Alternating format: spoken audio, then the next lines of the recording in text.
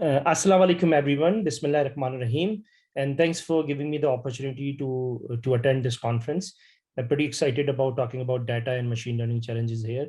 The topic I picked for today's seminar or webinar is around AI and transparency, and why it's getting very important for the world to look into transparency of these black box model and how important they are.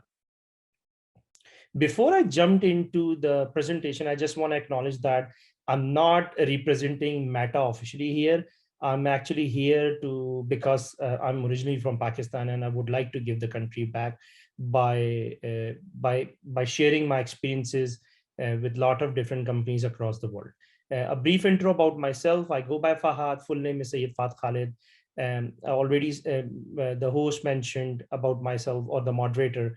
I'm a lead product manager of artificial intelligence at Meta, formerly known as Facebook. Originally from Karachi, based in Silicon Valley, and I'm from Sassid University, batch 2002, graduated in 2006. I did 2 masters, one from UT San Antonio in electrical and computer engineering, the other one from master's in engineering management from Johns Hopkins. And my experience is mostly in telecommunication, 3G, 4G, 5G. And then recently, in last 4 to 5 years at Meta, I started to learn about ML and AI and data platforms, and I've been supporting Meta initiatives around that area. Plus, also I have experience in e-commerce, and I have developed, when I say developed, I have opened to e-commerce platform, gomarket.com and emarket.com as well. Moving into AI, before we jump into AI, I want to talk about human intelligence. And then I want to compare the human intelligence with AI so that I can build the story that why AI and transparency are important. Human intelligence, few of the senses which we all have is we can learn, we can reason things.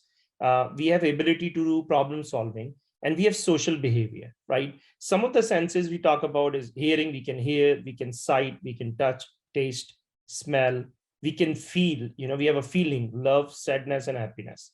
This is called human intelligence. Moving to next slide. What is the difference between human intelligence versus machines? So we just discussed about different senses and different behavior of humans. What about machines? Machines are speedy compared to humans. They have more power, computation. They can be used, or they have something called alerts and routine works compared to humans. Now, jumping into artificial intelligence. Artificial intelligence is a big word, and artificial intelligence itself is nothing. Basically, within artificial intelligence, we have different software category. One is machine learning, which is very popular. And then within machine learning, we have a specialized category, which is now getting very popular in, especially in neural net, self-driving cars, or really advanced algorithmic technology, which is known as deep learning.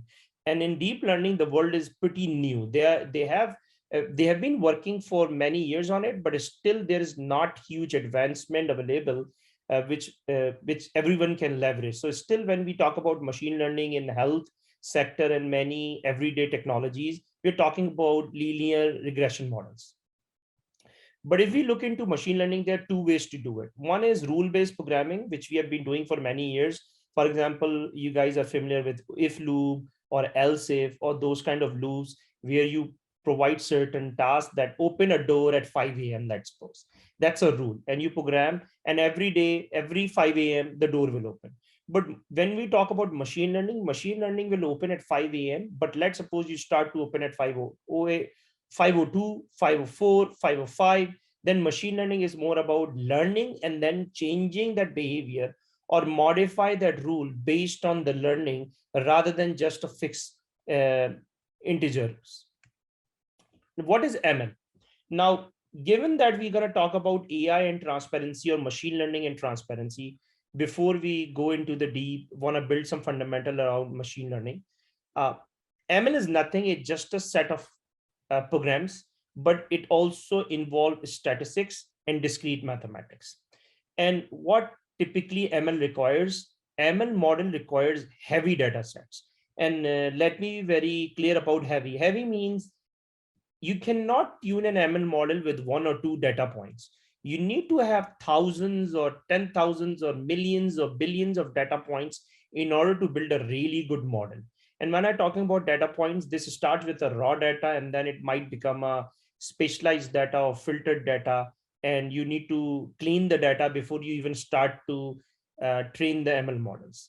And then once you train that model, it actually helps you identify things which you cannot recognize by using normal statistical method of linear and logistic regression. So when we talk about linear and logistic regression, these are also form of machine learning, but these are very basic form of machine learning. I'm talking about multi-dimensional data sets. For example, take audio, video, text together. Now, I don't think so that we can solve audio, video, and text data together on an Excel sheet and find out some pattern. You probably might able to do it, but not really extensively. So that's where machine learning comes into play, and it helps us solving multi-modality problems, not just one dimension, but it looks into different dimensions, and it can predict or it can identify the pattern and then predict the future based on that. That's what machine learning is all about. Now, if we look at traditional programming, in a traditional software language, we have data and we have program, any C language program or any other language in which you MATLAB, you can write a program, and you have a computer and it will give you an output. But in machine learning, you use your data, you use your output, and then you create a program so that it can create a loop. And it will basically, your data and output combined together creates a program, or your data and program creates a output, and then it becomes a cycle. It basically tune itself until and unless it reads the matrix, and metrics like precision or recall. So machine learning model matrix, when we say it's a machine learning model, how we can measure the performance of a model, typically or widely used to two metrics: precision, how precise this model is, or a recall. These are the two metrics which we use for machine learning. So that's a fundamental difference between traditional programming versus machine learning. Now, what is explainable ML? But if you really look into machine learning, what we need is the data, and then we need some features which we wanted to extract. And hyperparameters are some optimization parameter which you want to use to tune the model. Now, model can be, there are several machine learning models which you can apply here, or techniques, and it will create an ML model. The output of the model is three things. One is a metric. So here I'm showing that maybe we are predicting a weather forecast model, right? So this is the data. We have certain features which we applied the model, and model get tuned through hyperparameters, and this hyperparameter basically come through your continuous learning cycle. And or you can basically do this error and trial, that you tune the model, it might not be as effective as you want to, so then you need to change parameters, and then you may end up getting an offline model performance of precision recall, which might beat the current model in the production network. And when I say production network, means the live network. So you might have generated a model, or you might have some results from your live model, and you wanted to make that model further relevant to your problem area. So that's called, like, you tune the hyperparameter, and that's how you go to model. But in the end, we get three things. One is your predictions, like weather forecast here, metric of your model which you're measuring, and explanation that how your model come up with this prediction, so that me, like a layman person, or someone like normal person, can understand how this model have come to the conclusion that tomorrow will be a sunny day or tomorrow will be a rainy day. Now, if we look into ML process, uh, raw data, as we said, raw data can have different kinds of elements in it, right? You can mix a raw data, for example, in a health scenario, because this is a patient scenario, a person with a high blood pressure, high sugar, and a person with high triglycerides, which is basically a fatty acids, plus some sugar level, plus certain diseases together. This is a raw data. And what it does, you use that raw data to create two sets. One, training set, and the other one is testing set. Training set is the one which you will label. For example, I will label this cross, patient does not read MIT. And the other one, patient does not read MIT. So one is does, the other one is does not. So this is the differentiation between two. And now what we do when we train the model in this training set, we will use the rest of the data to test whether my model was able to predict that these sets of, or this raw data is basically patient does read MIT and patient does not read MIT. And that's how we do the model testing. Now, this model, as I mentioned to you in transparency, if we think about of an ML model like a linear regression and logistic regression, it's pretty easy to predict or see why the next data point can be at this point. Let me give you an example. If you all remember in class 4 or 5, or maybe in grade 2, 3, 4, 5, we used to have this number chart in which teacher will say number series 2, 4, 6, 8, and then they will give dash, dash, dash, dash. All of us have solved that, right? That's what we call transparency, that I know 2, 4, 6, 8. So with that pattern, I know the after 8, it will be 10. And after 10, it will be 12 because it's an even model series. But this is very simple to predict. Or in my neighborhood, if the property prices are rising, for example, Zameen.com, you might have seen the chart in which they tells you some kind of forecast of the property. I don't know whether they use any machine learning there or not, but it's a very simple thing. It's an X and Y graph where you have certain data points, X and Y, and it's a linear line, Y is equal to MC square, and where you can easily predict what will be the slope of that line. So that's called white model. When we talk about black model, these are really advanced model, which are not just taking a single data point, it's taking more than that single data point. It is an XYZ dimension, first of all. And apart from XYZ dimension, some of these dimensions are very different. For example, I'm talking about audio and video and text, or we are talking about a medical data mixed with an audio wise data, or audio wise mixed with some car dimensional data, or car dimensional data mixed with some weather data. Now, these are different dimensions we are talking about, right? It's not easy for a human being to predict using a linear or logistic regression what will be the next prediction in it.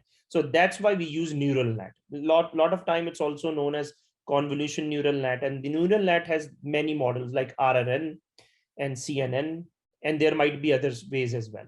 And that neural net basically a black box. You provide certain parameters, that black box reacts to it, and it gives you an output.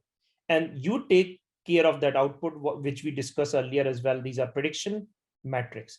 But the challenge in today's world is explanation. For example, if I train something in neural net and it gives me that I need to take a medicine every 5 p.m. Now, as a patient, I need to really understand why this model is telling me to take the medicine at 5 p.m. Without providing me a good explanation, most likely I will not going to believe it. And there are many other scenarios like this in which neural net is giving us an output. Either we need to start trusting the neural net, or we will have to start questioning whether this neural net is optimized well enough for our use case or not. Let's take this classic example, which I've actually already discussed. But for example, doctor, are you sure that I am okay now? My head still hurts. So these days, many apps are coming, even in Pakistan, trying to build these preventive healthcare medicines. And in the world around, like, for example, there are companies who are reading X-ray for detecting heart diseases, right? Now, look at the answer. Well, the computer assures me that you are fine, and it has given me 100 reasons for it. So this is very difficult for a human being like me if I'm using some kind of a neural net to identify a medical issue in my body based on my sugar level, BP level, kidney function, my hemoglobin, white blood cells, or certain parameters. And it tells me, okay, you have these 100 reasons, that's why you're feeling a fever, or that's why your head is hurting. That's very difficult for a person like me or a layman to understand what are the fundamental problems behind it. That's why transparency or explainable AI is very important. Now, explainable AI. Explainability in machine learning means that you can explain what happens in your model from input to output. As I told you, like linear regression. But we are not talking about linear regression because those are very simple machine learning techniques.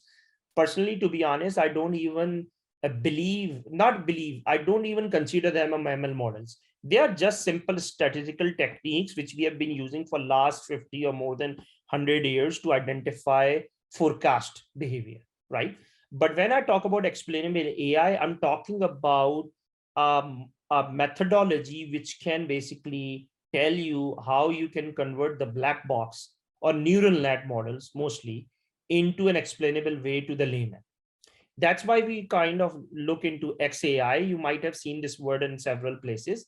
Explainable AI is the more formal way to describe this and applies to all artificial intelligence techniques. It's not just, deep learning or machine learning or logistic or k-means or clustering.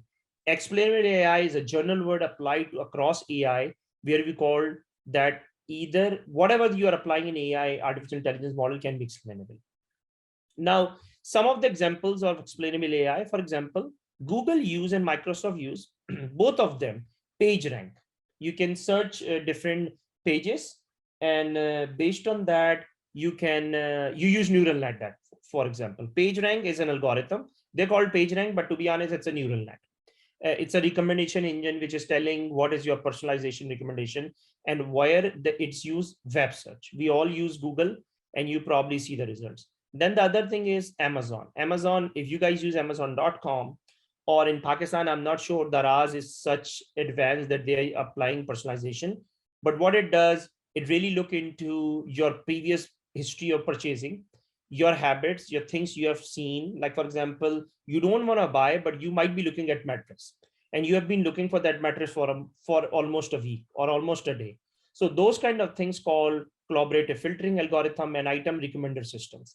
One example is Netflix. I think Netflix in Pakistan now, and if you start to watch any particular series in Urdu or maybe an action series in English, I mean in Hollywood, you will start to see that Netflix will start to recommend you titles which are very relevant to what you have seen. And that's called recommendation engine. And that recommendation engine is not based on rules. If it's based on rules, then you will always see an action movie, nothing more than that.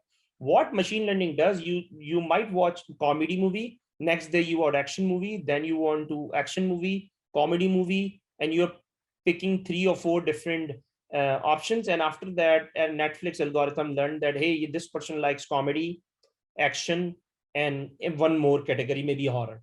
And then it start to recommend you. The other third category, which is very popular these days, is convolution neural network, speech recognition. This is Amazon Alexa, Siri in Apple, and Google as well, Google Voice as well. All 3 of these are using convolution neural network to recognize your speech pattern. And if you really train them, initially it might be hard, but after certain days, you might recognize that these speech recognition algorithm will start to interact with you, and they start to recognize your pronunciation, your voice, and everything. So some of these, but they cannot explain. I can explain you based on I have been using it, but it's very hard to explain someone like a layman like mom or your mom or my dad, hey, why Google is showing me this particular page, or why Netflix is showing me only the movies from some really particular actor which I've been watching. So that's what I mean by explainable AI. Now, approaches to explainability. There are 2 ways to do this. One is globally, the other one is locally. The global approach is that you are able to understand the model behavior at holistic level, at a really top level. You can say you can identify the DNA of the model through which it's recognized different patterns. The other one is locally approach. Locally approach is you're going very granular in one particular pattern which your model has been identifying. So basically, you can also see this globally is in a higher level approach, and locally is more like a micro level approach. Now, why is explainability important? It's very important, and it's getting very, very important. Why? Accountability. Accountability means, for example, I'm driving a self-driving car, and self-driving cars are getting very popular, by the way. I mean, these days, in the US, most of the people, no, I will not say most, but in Bay Area, especially, every other house is a Tesla. It's an electric vehicle, but other than electric vehicle, the good thing is that it has a function called autopilot. And if you press the button on autopilot, and it's very legit, the car will drive on its own on highway. You don't need to worry about it. It will change the lane. It will brake if there is a car nearby based on the distance, and it will basically if there is a right hand if there is another car, it will not change and it will keep the same speed or slow down. So autopilot is basically based on machine learning. But now the thing comes accountability. What is accountability? Accountability here is that in case the car hit due to some reason, my lidar failed, which is a laser on the top of the car, radar phase, which is a radar, or camera failed. In any of those cases, I need to basically have accountability. Then the trust is based on credit score predictor, or a score or something which is predicting that the age of 55 you possibly gonna die because your habits are really bad, your sugar will be high, your kidney function gonna fail, and xyz. So can I believe or can I trust the system? And the trust will come if it will show me the pattern. Then if it's showing me this is your score and I think, then I cannot trust. Compliance very important. For example, whether I am able to, is my algorithm doing certain behavior due to certain things? For example, diversity. Compliance comes, for example, one of your applications start to recommend certain things to only certain caste of people.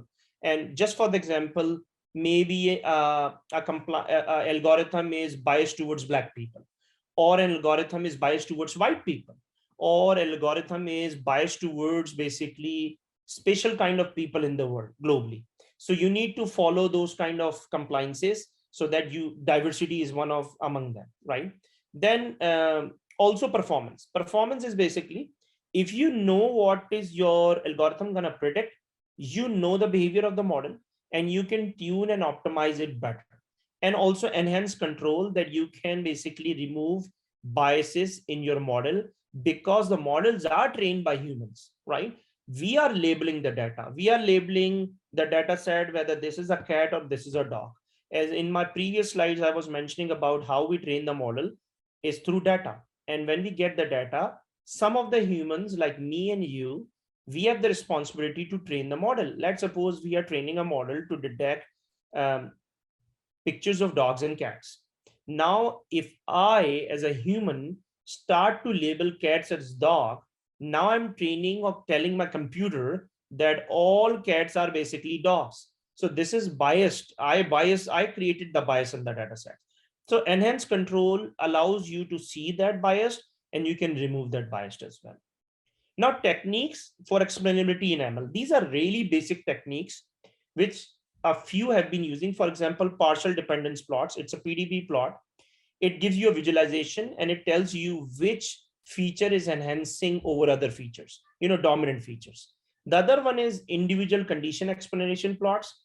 This gives you a local visualization representation of the effect of the features. Basically, it's a micro feature analysis, not at the holistic level. The previous PDP is a holistic view and you can see some patterns, but individual condition expectation plot is very micro level plot which goes into different feature set of a model.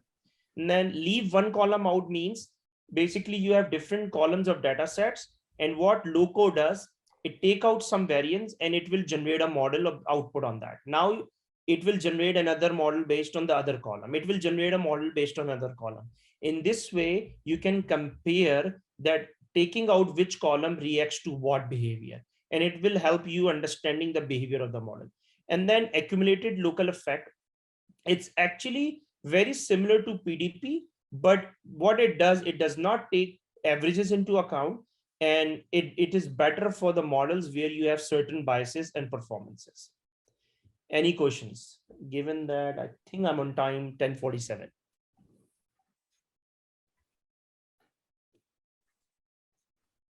Thank you, Fahad. We have a question from a student. So they want to ask, what is the future of AI and what top 3 trends do you think are going to be for 2022? So can you please repeat the question? Sorry. Yeah. So what is the future of AI and what top 3 trends do you think are going to be for 2022? So I think I will be very open. I'm a very growth mindset person, and I always try to be in the industry where the growth is. Back in 2000, when I graduated, telco was on the top. So I joined telco. And then in last 5 years, which I'm late, I will be very open to you. I learned the future will be all about AI. Everything will be almost semi or fully driven by machine. I'm not saying everything, but I'm saying some of it. So I think the future of AI is pretty bright, and it's a technology which gonna last for 10 or 20 years. It's not gonna go like in 2 3 years or 4 years or 5 years. So future is bright. Now the most interesting technology which still needs to evolve in AI is deep learning, reinforcement learning. And these are the advanced neural net models which self-driving cars are working on, different crypto, Web3, and other companies are trying to work on. And now I think the top trends in 2020, we're gonna see a lot of self-driving cars coming to the market. That is one of the top trend I'm seeing right now, given that in California, many of these cars are getting full permits. What does it mean? Earlier, there have been a driver in a car. So car was driving on its own in San Francisco downtown. San Francisco downtown is just like a downtown of, I will say, a very crowded area like Lahore. I don't know any area in Lahore, maybe. And then in Karachi, I'm from Karachi, like Sadar, right? Packed car is coming from right and left. Pedestrians are walking everywhere. They have been driving. So I think that will eventually will come out later in H2, and we will start to see Google Waymo already got the permit. Nuro, another self-driving car which only drops basically grocery services, they got the permit. Cruise from GM got the permit. The second trend I'm seeing in 2020, there will be a lot of startups which will be focusing on B2B problems. What is B2B problems? One of the biggest challenge of AI is labeling the data. As I mentioned, that if I, as a human, I start to label dog pictures as cat, I'm creating a bias, right? Now there are billions of dollars, or at least I will say hundreds of millions of dollars is spent towards labeling this data. Because without labeling the data, machine learning model will never gonna work. But reinforcement learning or active learning is try to find out that how can we train the model with really small budget or with no labels at all. And I think that is a trend gonna pick up. Reinforcement learning gonna come out, and a lot of people gonna spend in many other areas where they will start to utilize non-labeled data and maximize the return on investment. The third thing I look into is the AI chipsets. AI chipset in the past, people were using normal chipsets to do it. Now, given that compute power to train the ML models is significant, I'm talking about billions of dollars being invested in only building data centers to train these machine learning models. Because now, if you really look at TikTok, if you use TikTok models refresh rate is maybe probably, if I'm not mistaken, within few minutes they are updating the model. Like if I watch TikTok for 30 minutes, the next 30 minutes, basically they can predict what I'm working on. They are so fast. So these models are trained somewhere. So AI chipset technology is going to get more advancement, and it's going to get more cheaper, so that people can basically train more models. I think three trends again. Number one, self-driving cars getting more, what I should say, practical. Number two, labeling of data, reinforcement learning platforms, and deep learning focused towards cloud computing. Number third, in my point of view, AI chipsets, and some others which I'm seeing these days trends are AI implementation in a lot of health sectors, using detecting through X-ray medical problems, dental problems, predictive analytics, those kind of things. Thank you, Fahad. We have another question from the audience. Thank you, Fahad. So I see a lot of focus in academia has been put recently to model the underlying uncertainties in the predictions that we are making through AI. And this has been the primary topic of very popular conferences like NIPS and CVPR. And how do you see the industry adopting adopting these models which actually incorporate underlying distributions, which model the underlying distributions, and then also tell us the uncertainties that come out with it? because I believe predictions are not adequate. We also need to know the underlying uncertainties. I'm sorry, can you repeat your question? When you say underlying uncertainties, can you be more, sorry, if you can provide me more context? So my question is like, if I'm making, if the model, if the model is making a prediction that let's say we have a simple linear regression case, and we predict a value, that particular value may not be useful for business until we also tell the business how certain the model is about the value it is predicting. So it's in statistical point of view, what I'm saying is that prediction is not good enough. We want estimates. We want the confidence intervals of the value that we are predicting. Yeah, that's a great question. Basically, that's why we have a trade-off always between precision and recall, right? And there are other metrics which teams look into, for example, F1 score, right? PRAUC of the model as well, right? And identify those underlying uncertainties. One way to do that, which I have seen many teams doing it, they have a measurement teams. So what measurement teams means, you have a ground reality, right? And your predictions. And as you said, that sometimes the prediction might not be very accurate, right? And we are pushing, not pushing, but we are asking businesses or users like me to believe on it, right?